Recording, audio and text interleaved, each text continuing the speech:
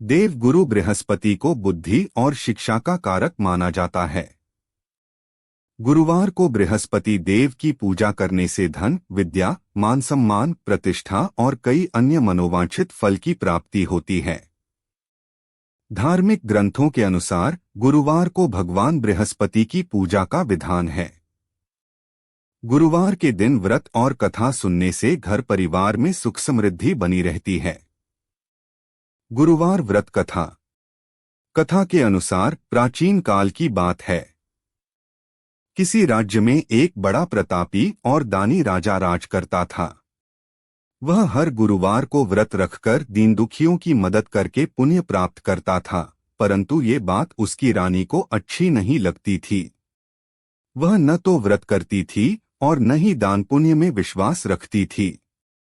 इतना ही नहीं, वह राजा को भी ऐसा करने से मना करती थी। एक समय की बात है, राजा शिकार खेलने के लिए वन गए। घर पर रानी और दासी थी। उसी समय गुरु बृहस्पति देव साधु का रूप धारण कर राजा के दरवाजे पर भिक्षा मांगने आए। साधु ने जब रानी से भिक्षा मांगी तो वह कहने लगी, हे साधु महाराज, मैं इस दान और पुण्य से तंग आ गई हूँ।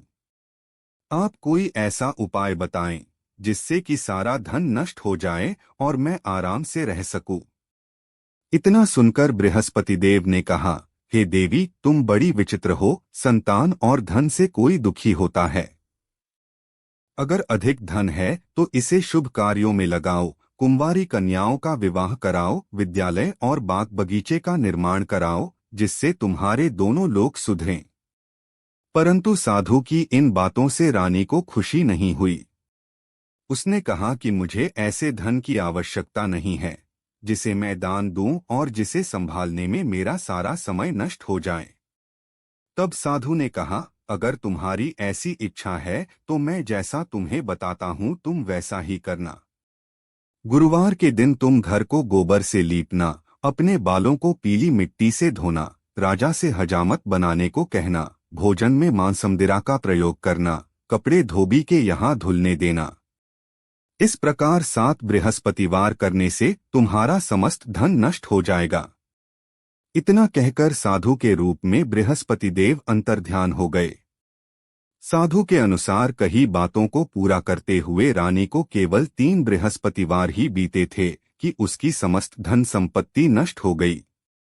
भोजन के लिए राजा का परिवार तरसने लगा। तब एक दिन राजा ने रानी से बोला कि हे रानी, तुम यहीं रहो, मैं दूसरे देश को जाता हूँ, क्योंकि यहाँ पर सभी लोग मुझे जानते हैं। इसलिए मैं कोई छोटा कार्य नहीं कर सकता। ऐसा कहकर राजा दूसरे देश चला गया। वहाँ वह जंगल से लकड़ी काटकर लाता और शहर में बेचता। इस तरह वह अपना जीवन व्यतीत करने लगा। इधर राजा के परदेश जाते ही रानी और दासी दुखी रहने लगी। एक बार जब रानी और दासी को 7 दिन तक बिना भोजन के रहना पड़ा तो रानी ने अपनी दासी से कहा, हे दासी, पास ही के नगर में मेरी बहन रहती है। वह बड़ी धनवान है। तू उसके पास जा और कुछ ले आ, ताकि थोड़ी बहुत गुजर बसर हो जाए। दासी रानी की बहन के पास गई। उस दिन गुरुवार था और रानी की बहन उस समय बृहस्पतिवार व्रत की कथा सुन रही थी। दासी ने रानी की बहन को अपनी रानी का संदेश दिया, लेकिन रानी की बड़ी बहन ने कोई उत्तर नहीं दिया। जब दासी को रानी की बहन से कोई उत्तर नहीं मिला तो वह बहुत दुखी हुई और उसे क्रोध भी आया। दासी ने वापस आकर रानी को सारी बात बता दी। ये सुनकर रानी ने अपने भाग्य को कोसा। उधर रानी की बहन ने सोचा कि मेरी बहन की दासी आई थी, परंतु मैं उससे नहीं बोली, इससे वह बहुत दुखी हुई होगी। कथा सुनकर और पूजा समाप्त करके वह अपनी बहन के घर आई और कहने लगी, हे बहन, मैं बृहस्पतिवार का व्रत कर रही थी। तुम्हारी दासी मेरे घर आई थी, परंतु जब तक कथा होती है तब तक न तो उठते हैं और न ही बोलते हैं, इसलिए मैं नहीं बोली। बताओ दासी क्यों आई थी? रानी बोली, बहन, तुमसे क्या छिपाऊं, हमारे घर में खाने तक को अनाज नहीं है। ऐसा कहते कहते रानी की आंखें भर आई। उसने दासी समेत पिछले 7 दिनों से भूखे रहने की पूरी बात अपनी बहन को बता दी। रानी की बहन बोली, देखो बहन, भगवान बृहस्पति देव सबकी मनोकामना को पूर्ण करते हैं। देखो शायद तुम्हारे घर में अनाज रखा हो। पहले तो रानी को विश्वास नहीं हुआ, पर बहन के आग्रह करने पर उसने अपनी दासी को अंदर भेजा तो उसे सचमुच अनाज से भरा एक घड़ा मिल गया। ये देखकर दासी को बड़ी हैरानी हुई। दासी रानी से कहने लगी, हे रानी, जब हमको भोजन नहीं मिलता तो हम व्रत ही तो करते हैं, इसलिए क्यों न इनसे व्रत और कथा की विधि पूछ ली जाए ताकि हम भी व्रत कर सकें। तब रानी ने अपनी बहन से बृहस्पतिवार व्रत के बारे में पूछा। उसकी बहन ने बताया, बृहस्पतिवार के व्रत में चने की दाल और मुनक्का केले की जड़ में अर्पित करें तथा दीपक जलाएं, व्रत कथा सुने और पीला भोजन ही करें।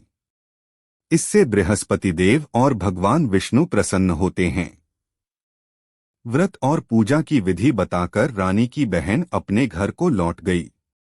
7 दिन के बाद जब गुरुवार आया तो रानी और दासी ने व्रत रखा। वह घुड़साल में जाकर चना और गुड़ लेकर आईं।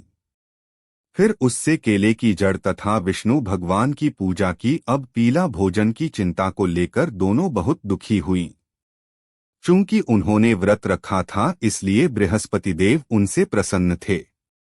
वह एक साधारण व्यक्ति का रूप धारण कर 2 थालों में पीला भोजन दासी को दे गए। भोजन पाकर दासी प्रसन्न हुई और फिर रानी के साथ मिलकर भोजन ग्रहण किया।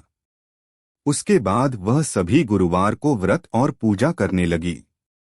बृहस्पति देव की कृपा से उनके पास फिर से धन संपत्ति आ गई, परंतु रानी फिर से पहले की तरह आलस्य करने लगी। तब दासी बोली, देखो रानी, तुम पहले भी इस प्रकार आलस्य करती थी, तुम्हें धन रखने में कष्ट होता था। इस कारण सभी धन नष्ट हो गया और अब जब देव बृहस्पति की कृपा से धन मिला है तो तुम्हें फिर से आलस्य होने लगा है। रानी को समझाते हुए दासी कहती है कि बड़ी मुसीबतों के बाद हमने ये धन पाया है, इसलिए हमें दान पुण्य करना चाहिए, भूखों को भोजन कराना चाहिए और धन को शुभ कार्यों में खर्च करना चाहिए। इससे तुम्हारे कुल का यश बढ़ेगा, स्वर्ग की प्राप्ति होगी और पितृ प्रसन्न होंगे। दासी की बात मानकर रानी अपना धन शुभ कार्यों में खर्च करने लगी। इससे पूरे नगर में उसका यश बढ़ने लगा। बृहस्पतिवार व्रत कथा के बाद श्रद्धा के साथ आरती की जानी चाहिए। इसके बाद प्रसाद बांटकर उसे ग्रहण करना चाहिए।